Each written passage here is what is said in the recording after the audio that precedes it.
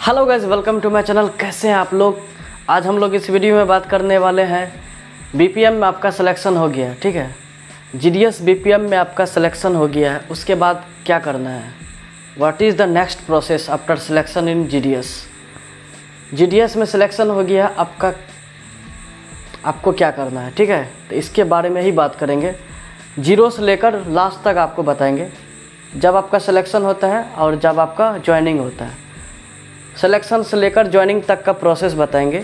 अगर आप बीपीएम में सेलेक्ट हो गए हैं, सिलेक्शन से लेकर ज्वाइनिंग तक का प्रोसेस बताएंगे क्या क्या होता है, ठीक है। पहला देखिए, आपका मेरिट लिस्ट में नाम आता है। मान लेते हैं आप जीडीएस बीपीएम में आप सेलेक्ट हो गए हैं और आपका मेरिट लिस्ट में नाम आ गया, तो आपके उसके बाद क्या करना है, उसके बाद होता है डॉक्यूमेंट वेरिफिकेशन, ठीक है। जिस दिन मेरिट लिस्ट आएगा उसके अगले दिन से ही डॉक्यूमेंट वेरिफिकेशन के लिए आप एलिजिबल हो जाते हैं। आप जहाँ पे आपका डिविजनल ऑफिस है, जहाँ पे आप डॉक्यूमेंट वेरिफिकेशन के लिए वेन्यू दिए हैं, आप सेलेक्ट किए हैं, जिस डिवीज़न को आप डॉक्यूमेंट वेरिफिकेशन के लिए सेलेक्ट किए हैं, जो आप डॉक्यूमेंट वेरिफिकेशन के लिए कराने जाएंगे, वहाँ पे आप डॉक्यूमेंट वेरिफिकेशन के लिए जाएंगे, ठीक है। उसके लिए 15-16 दिन का टाइम दिया जाता है, ठीक है। जिस दिन से मेरिट लिस्ट निकलता है, लास्ट 15-16 दिन का टाइम देगा, आप डॉक्यूमेंट वेरिफिकेशन कराएंगे पहला। उसके बाद फिर से सेकेंड डॉक्यूमेंट वेरिफिकेशन के लिए मैसेज आता है, ठीक है। जैसे लास्ट डेट होगा, मान लेते हैं लास्ट टाइम आपका हो रहा है 15 से लेकर 30 तक आपका पहला डॉक्यूमेंट वेरिफिकेशन है। उसके फिर 10 से 15 दिन का टाइम दिया जाता है सेकंड डॉक्यूमेंट वेरिफिकेशन के लिए। फिर से एक नया मैसेज आएगा, सेकंड डीबी के लिए एक मैसेज आता है कि यू आर सेलेक्टेड, ठीक है, आप प्रोविजनली सेलेक्टेड हो गए हैं, आप सेकंड डॉक्यूमेंट वेरिफिकेशन के लिए आपको बुलाया जाता है। फिर आप जाए सेकंड डॉक्यूमेंट वेरिफिकेशन के लिए, ठीक है। तो आप उसके लिए भी 10-15 दिन का टाइम दिया जाता है कि आप सेकंड डॉक्यूमेंट वेरिफिकेशन करा लीजिए 10 से 15 दिन के अंदर, ठीक है। जैसे आप सेकंड डीबी के लिए गए, सेकंड डीबी के लिए जो डॉक्यूमेंट्स मांगता है, 10th का सर्टिफिकेट वगैरह, जो भी caste income certificate, computer certificate जो भी है वो लेके जाएंगे, रेजिडेंशियल सर्टिफिकेट। वहाँ पे आपको अटेस्टेशन फॉर्म देंगे, अटेस्टेशन फॉर्म भरेंगे, वहाँ पे एनेक्स्चर सब देंगे। एनेक्स्चर फॉर्म जो होता है वो एनेक्स्चर भर के दे देंगे। अटेस्टेशन फॉर्म आप अपने घर पे ले जाएंगे। 10-15 दिन का आपको टाइम दिया जाता है, ठीक है।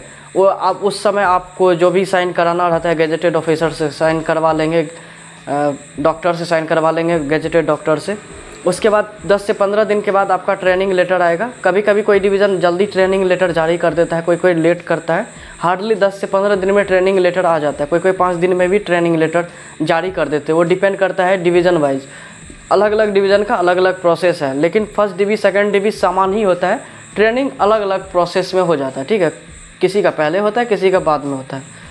पहला आपका, अभी तक थोड़ा सा रिकॉल करा देते हैं, पहला आपका फर्स्ट डीबी हुआ, पहला आपका फर्स्ट डीबी हुआ, दूसरा सेकंड डीबी हो गया, तीसरा आपका ट्रेनिंग लेटर आता है।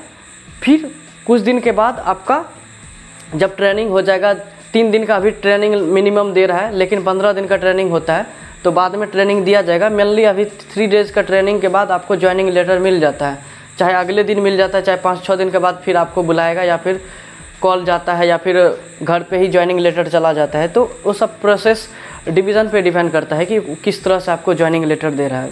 हैंड टू हैंड भी दे दिया जाता है, बाय पोस्ट भी आपको चला जाता है, बुला के भी दे दिया जाता है। तो सब अपना अपना डिवीज़न पे अलग अलग प्रोसेस है, जिस डिविजनल हेड पे डिपेंड करता है। तो आपका ट्रेनिंग लेटर मिल गया, ज्वाइनिंग लेटर भी मिल गया। उसके बाद क्या होता है, जिस दिन आपको बोलेगा ज्वाइनिंग करना है, उस दिन भी जाके ज्वाइन कर सकते हैं, अगले दिन भी जाके ज्वाइन कर सकते हैं। बोलेगा 5 दिन के बाद ज्वाइनिंग करने आइए, तो 5 दिन के बाद आपको जाना है। वहाँ पे डेट स्पेसिफाई कर देते, डेट आप फिक्स कर देते कि इतना दिन, इतना तारीख को आके ज्वाइनिंग कर लेना है, ठीक है। तो यहाँ तक जर्नी आपका फर्स्ट डीबी से लेकर, सिलेक्शन से लेकर first dB, second dB, training, joining.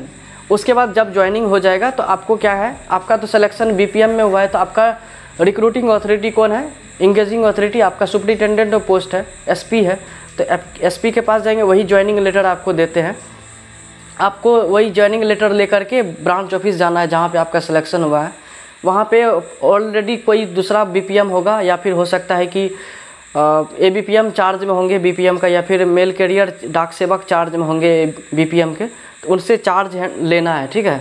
तो उसके लिए क्या करना होता है, 5 चार्ज रिपोर्ट पे साइन करना होगा। एक एसपी के पास जाता है, एक इंस्पेक्टर के पास जाता है, एक हेड पोस्ट मास्टर के पास जाता है, एक सब पोस्ट मास्टर के पास जाता है, एक आप खुद रख सकते हैं, ठीक है। क्योंकि आप ज्वाइनिंग किए हैं तो आपके पास तो प्रूफ होना चाहिए ना, हम इतना तारीख को ज्वाइन किए हैं। कभी कुछ इन फ्यूचर कोई प्रॉब्लम आएगा तो आप दिखा सकते हैं, देखिए हम इतना तारीख को ज्वाइनिंग लिए हैं।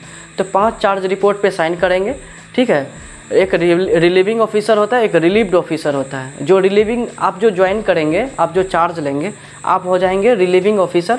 जो चार्ज हैंडओवर करेगा आपको वो हो जाएगा रिलीव्ड ऑफिसर, ठीक है। वो बीपीएम भी हो सकता है, वो एबीपीएम भी हो सकता है, वो डाक सेवक भी हो सकता है, जो भी आपके पोस्ट पे पहले से काम कर रहे थे। देखिए मेनली होता है एबीपीएम या डाक सेवक ही चार्ज में रहता है। अगर बीपीएम रहता तो आपका सिलेक्शन क्यों होगा? ऑलरेडी जब बीपीएम कोई बीओ में है तो आपका सिलेक्शन क्यों हुआ?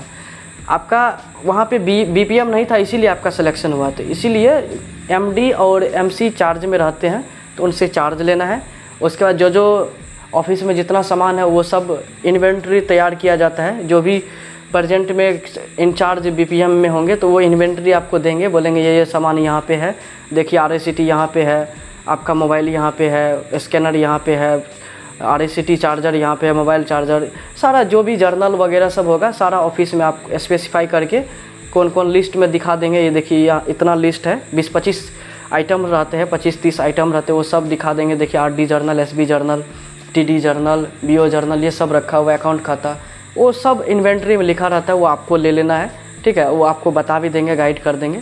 उसके बाद जब चार्ज ले लेंगे, उसी दिन आप या तो ड्यूटी कर सकते हैं या फिर अगले दिन जा कर के ड्यूटी करेंगे, ठीक है। तो स्टार्टिंग में आपका आईडी जनरेट नहीं होता है, उसके लिए थोड़ा दिन टाइम लगता है आईडी जनरेट करने के लिए, ठीक है। जो एम्प्लॉय आईडी होता है जनरेट करने में टाइम लगता है, तब ना आप RACT में काम करेंगे। RACT का बायोमेट्रिक लिया जाता है 10 फिंगर का। वो ट्रेनर या फिर जो भी टेक्निकल डिपार्टमेंट में बैठे रहते हैं डिविजनल ऑफिस में, वो आपका RACT का जो बायोमेट्रिक है उसके लिए आपको बुलाएंगे। फिर वहाँ पे सारा आईडी की जनरेशन होगा, फिर आपको RACT से काम करना। फिर रेगुलर जैसे काम होता है, SBRD मेंटेन करना है। अगर आपको कुछ दिन आपको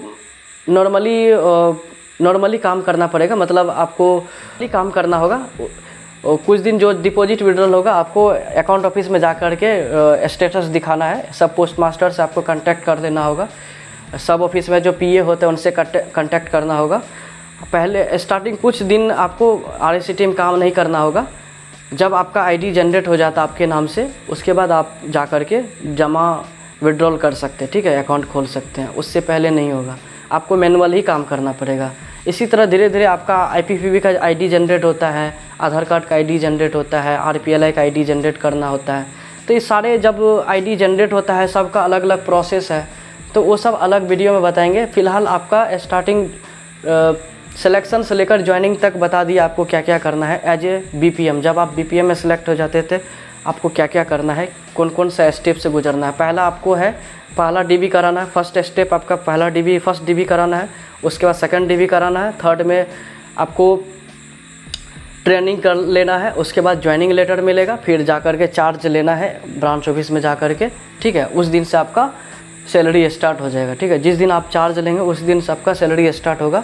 उसके बाद ढेर सारे प्रोसेस होता है। आपसे सैलरी अकाउंट लिया जाता है, मतलब पोस्ट ऑफिस का अकाउंट लिया जाएगा, पैन कार्ड, आधार कार्ड, ये सब लिया जाता है, ठीक है। तो ये सब अलग अलग प्रोसेस है, तो अलग वीडियो में बताएंगे। फ़िलहाल लॉन्ग वीडियो हो रहा है तो यहीं पे ख़त्म कर देते हैं, ठीक है।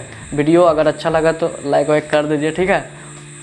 सब्सक्राइब कर लीजिए। और इंस्टाग्राम है, इंस्टाग्राम पे बात करने के लिए आ सकते हैं। टेलीग्राम ज्वाइन कर लीजिए, ठीक है। और मेरा ब्लॉग चैनल है उसको भी सब्सक्राइब कर लीजिए, बहुत कम सब्सक्राइबर है। That's it today, bye bye.